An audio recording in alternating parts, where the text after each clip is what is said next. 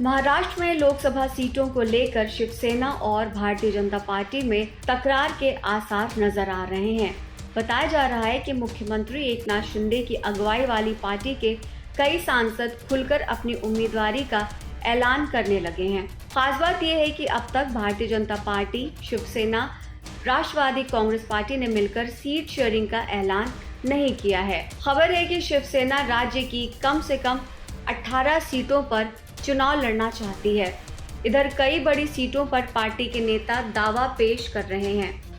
एक रिपोर्ट में ये खुलासा हुआ है कि नेताओं का कहना है कि अपने इलाकों में भारतीय जनता पार्टी के उम्मीदवारों का प्रचार हम नहीं करेंगे। रिपोर्ट में ये भी बताया गया है कि इनमें पूर्व सांसद आनंद राव, सांसद गजानन कीर्तिकार और पूर्व मंत्री रामदास कदम का नाम शामिल है। रिपोर्ट की माने तो अटसुल अमरावती से चुनाव लड़ना चाहते हैं, जबकि महायुति इस सीट से निर्दलीय सांसद नवनीत राणा को उतारने के मूड में है। अटसुल ने कहा, अमरावती लोकसभा सीट शिवसेना की है, ऐसे में अमरावती से चुनाव लड़ूंगा। नवनीत राणा को जो चाहे कहने की आदत है, हमें उनकी तरह बात करने की आदत नहीं है। उन्होंने ये भी कहा कि अमरावती सीट भारतीय जनता पार्टी की कभी थी ही नहीं। भले ही राणा भाजपा में शामिल हो जाएं, लेकिन क्या उन्हें ये सीट मिलेगी? हम अपना दावा नहीं छोड़ेंगे। हम किसी भी हाल में यहाँ से चुनाव लड़ेंगे।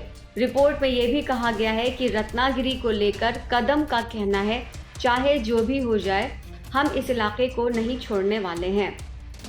भारतीय जनता पार्टी सभी को मार करके जिंदा रहना चाहती है, लेकिन ऐसा हम नहीं होने देंगे। हम दो भाई हैं, जो हमारा उसे शेयर कीजिए, लेकिन जो मेरा है उसे मत लो। ऐसे काम नहीं चलेगा। महायुति में ऐसा नहीं होना चाहिए। हम रत्नागिरी नहीं छोड़ने वाले हैं।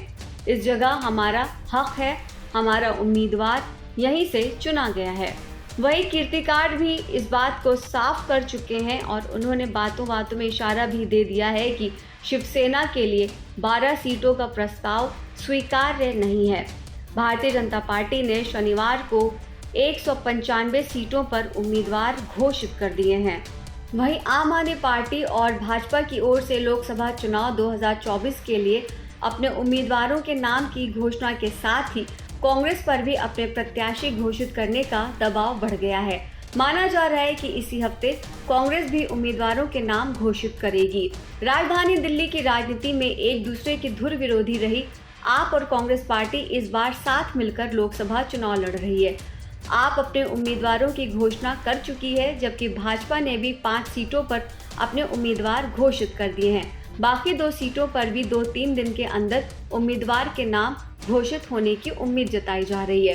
वहीं कांग्रेस भी जल्द ही अपने उम्मीदवारों का नाम घोषित करेगी। माना जा रहा है कि इन तीनों सीटों पर कांग्रेस पार्टी ने 3 नामों का चुनाव कर लिया है। पार्टी के सूत्रों के मुताबिक दिल्ली में चांदनी चौक लोकसभा सीट पर जेपी अग्रवाल, अलका लांबा या हरिशंकर गुप्ता में से किसी एक को प्रत्याशी घोषित किया जा सकता है।